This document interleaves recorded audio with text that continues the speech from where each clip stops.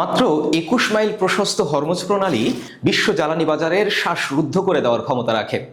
ইরানের উপর যুক্তরাষ্ট্র এবং ইসরায়েলের চলমান সামরিক অভিযানের মধ্যেই ইরানের ইসলামিক রেভলিউশনারি গার্ড সেই হরমুজ প্রণালী বন্ধের ঘোষণা দিয়েছে। Islamic Revolutionary Guard Corps Navy, from now on, all navigating through the Strait of Hormuz is forbidden.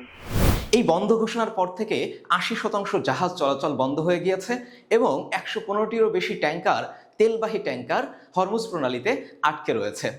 এর ফলশ্রুতিতে বিশ্ব জ্বালানি বাজারে এলএনজির দাম ইতিমধ্যেই ৪০% পর্যন্ত বৃদ্ধি পেয়েছে এবং ব্রেন্ট ক্রুডের দাম ১৫% পর্যন্ত বৃদ্ধি পেয়েছে। অর্থনীতিবিদরা বলছেন এবারের সংকট আরও বেশি ঘনীভূত হয়েছে। অর্থাৎ দীর্ঘদিন হরমুজ প্রণালী বন্ধ থাকলে বিশ্ব জ্বালানি বাজারে তেলের দাম প্রতি ব্যারেল $১৫০ পর্যন্ত গিয়ে ঠেকতে পারে। এখন প্রশ্ন হলো, হরমুজ প্রণালীর সাথে বিশ্ব জ্বালানি বাজারের সম্পর্কটা ঠিক কেমন, কিংবা কেনই বা হরমুজ প্রণালী এত বেশি গুরুত্বপূর্ণ? আপনি যদি মানচিত্রের দিকে লক্ষ্য করেন তাহলে দেখতে পাবেন পারস্য উপসাগর থেকে বের হওয়ার পথ মাত্র একটি, হরমুজ প্রণালী। হরমুজ প্রণালীর উত্তরে রয়েছে ইরান এবং দক্ষিণ দিকে রয়েছে ওমান ও আরব আমিরাত। আর এখান থেকে বের হওয়ার পথ, তেল বাণিজ্যের পথ হচ্ছে, প্রধান পথ হচ্ছে এই হরমুজ প্রণালী। হরমুজ প্রণালীর সবচেয়ে সরু যে জায়গাটি, সংকীর্ণ যে জায়গাটি, সেটি ২১ থেকে ৩০ মাইল পর্যন্ত বিস্তৃত। এই জায়গাটি দিয়ে প্রতিদিন ২০.৩ মিলিয়ন ব্যারেল তেল অতিক্রম করে বিশ্ববাজারে যায়, অর্থাৎ যেটি পুরো তেল বাণিজ্যের ২০ থেকে ৩০%। আবার এই সরু পথ দিয়েই বিশ্ব এলএনজি বাণিজ্যের ২০% সম্পন্ন হয়, অর্থাৎ প্রতিদিন ২৯০ মিলিয়ন কিউবিক মিটার এলএনজি এই সরু পথটি দিয়ে অতিক্রম করে বিশ্ববাজারে ছড়িয়ে পড়ে।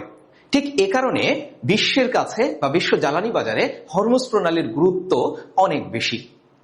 এবং বিশেষ করে উপসাগরীয় অঞ্চলে যে দেশগুলো রয়েছে, সৌদি আরব, কাতার, কুয়েত, বাহরাইন, যে সমস্ত দেশগুলো তেল এবং গ্যাস সম্পদ নির্ভর, তাদের কাছে এই হরমুজ প্রণালীর ভূ রাজনৈতিক এবং অর্থনৈতিক গুরুত্ব আরো বেশি। কারণ বিশ্বের সাথে ব্যবসা বাণিজ্য করার পথ হচ্ছে তাদের কাছে একমাত্র হরমুজ। এবং ইরান এই হরমুজ প্রণালীর উত্তর দিকটা নিয়ন্ত্রণ করে। এই নিয়ন্ত্রণের ফলে যখনই যুক্তরাষ্ট্র এবং ইসরায়েলের সাথে ইরানের কোনো সংঘর্ষ হয়, কোনো উত্তেজনা সৃষ্টি হয়, তখন ইরান হুমকি দেয় এই হরমুজ প্রণালী বন্ধ করে দেওয়ার।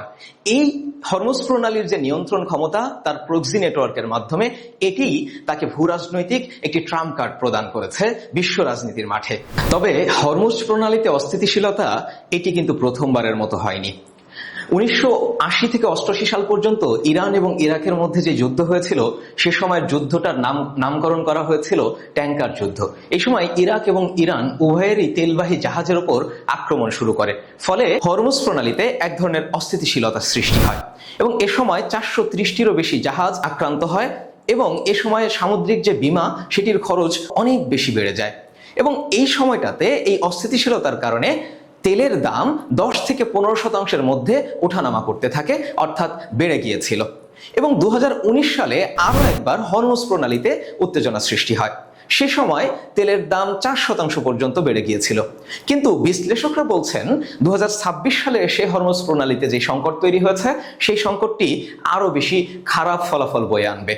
তারা বলছেন এই হরমুজ প্রণালীতে উত্তেজনা সৃষ্টির কারণে তেলের দাম ব্যারেল প্রতি ১০০ থেকে $১৫০ পর্যন্ত বৃদ্ধি পেতে পারে, যার ফলে পুরো বিশ্বের জ্বালানি বাজারে এবং অন্যান্য সেক্টরেও এক ধরনের অর্থনৈতিক চাপ সৃষ্টি হবে।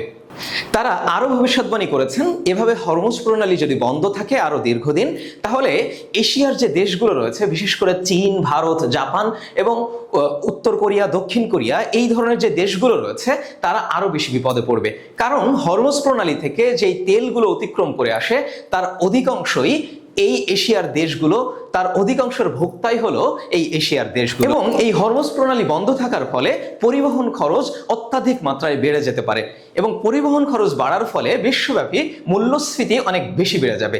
অর্থাৎ প্রত্যেকটি জিনিসের দাম আপনার আমার হাতের নাগালের বাইরে চলে যাওয়ার একটি সমূহ সম্ভাবনা রয়েছে। তবে বাংলাদেশের উপর এই প্রভাব বেশি হবে নাকি কম হবে, সেটি একটি প্রশ্ন।